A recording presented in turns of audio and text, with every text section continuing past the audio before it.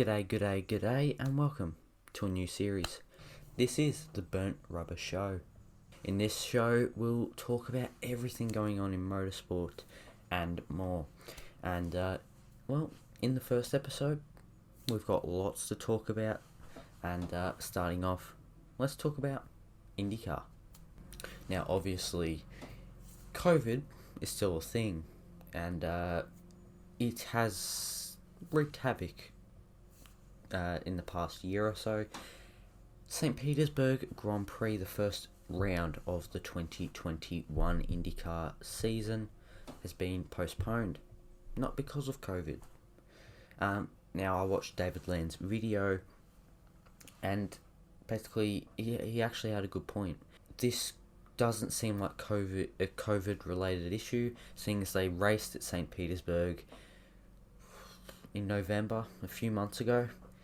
It wouldn't make sense for them to now, when we're starting to get a vaccine, just not have the race when we didn't have a vaccine. Who knows what's going on at IndyCar, but all we do know is that Barber Motorsport Park will hold the first round of the 2021 IndyCar Championship, and that will be on April 11th. Then St. Petersburg will come in the second round. And what I effectively think is another realistic answer is because St. Petersburg, that race was a month and a bit, 2 months nearly, before Barber, the second round of the championship. About 2 months between the first and second round. That's absolutely crazy. So I think what IndyCar have said is, look, well, we've got this massive gap here. How are we, supposed to build momentum and build hype to our series when we've got a massive gap? So I think that's what happened. So the new calendar looks like this. Barber Motorsports Park will come in on April 11th, and then the St. Petersburg Grand Prix on April 25th. Then, 1 week later, May the 1st, the first of the Texas Motor Speedway double headers takes place, and then on the 2nd of May, the second of the Texas Motor Speedway double headers will take place. Then, it's of course Indianapolis. Not the Indianapolis 500, but the Indianapolis Motor Speedway road course. But yeah, May 15th, we'll bring the IndyCar circus to Indianapolis, and then on the 30th is the 105th running of the great Indianapolis 500. Then, on June 12th, they head to Belle Isle for the doubleheader. Then June 13th, race 2 for the doubleheader. Makes sense. Then on June 20th, they head to Road America. July 4th, they head to Mid-Ohio. July 11th, they head to Toronto, which I don't think will go ahead. I think that's probably going to be another race that gets postponed, or I don't even think postponed. I think it will get straight up canned for this year. Then they head to Nashville, the streets of Nashville. August the 8th will be that race. Then, they head back to Indianapolis. The road course again. August 14th is going to be the date of that one. August 21st, they head to Gateway, which is a track that I actually really do quite enjoy, to be honest.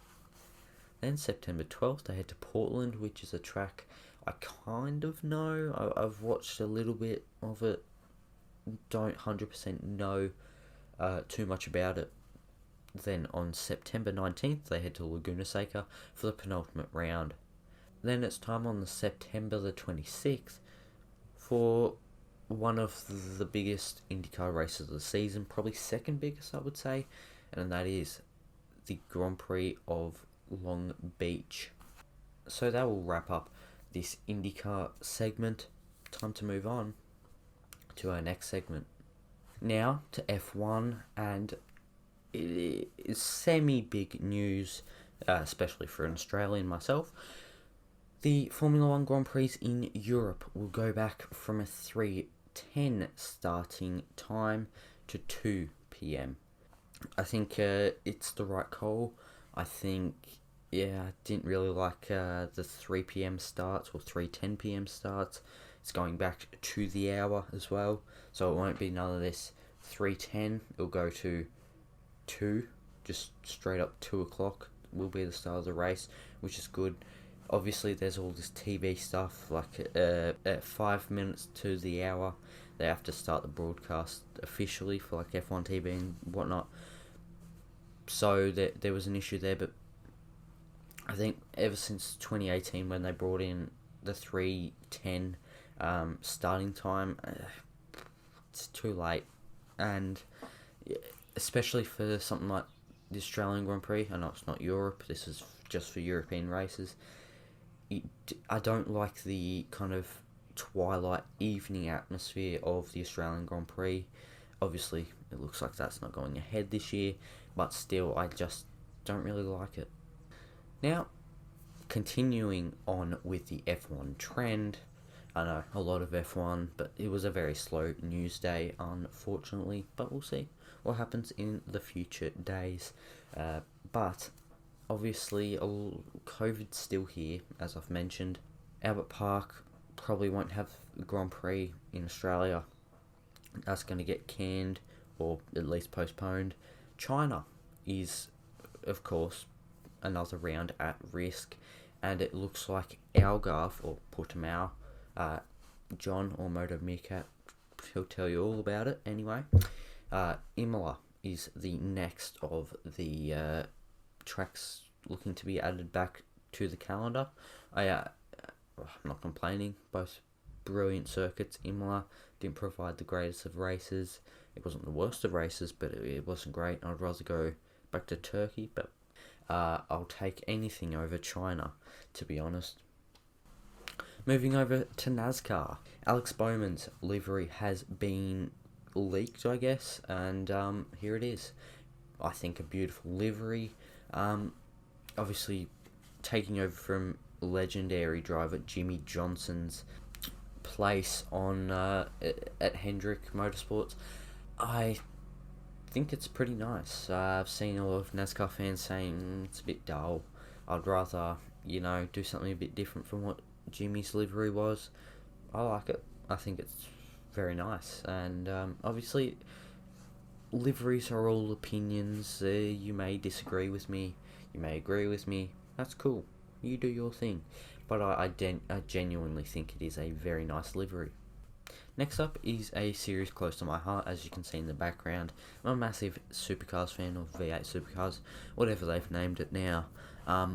Upcoming 2021 season has had a wide array of driver changes. The man behind me right there, Scott McLaughlin, leaving the sport, going to Indycar.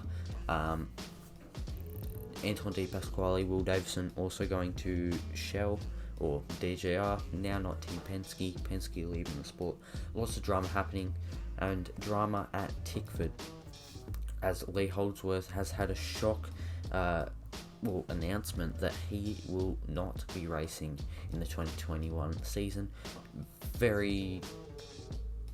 I kind of expected it, because what's happened here is they have, I believe, sold a car to BJR, and basically BJR has kind of branched off into Blanchard Racing, separate teams, but whatever. Blanchard Racing will have that car, so it's down to from 4 cars for Tickford to 3. So it's not ideal.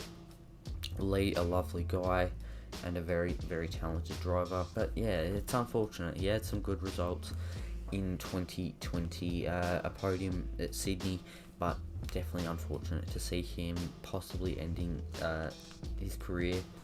Well, that's going to be it. Thank you very much for watching this show or video, whatever. It's going to be a pretty frantic few days and weeks on the channel, so I'm glad to be back. who knows when I'll leave again. But yeah, fantastic to be back, and fantastic to be doing something that's not Formula 1. That's too crowded, that series. Anyway, give you more motorsport videos very soon. Cheers.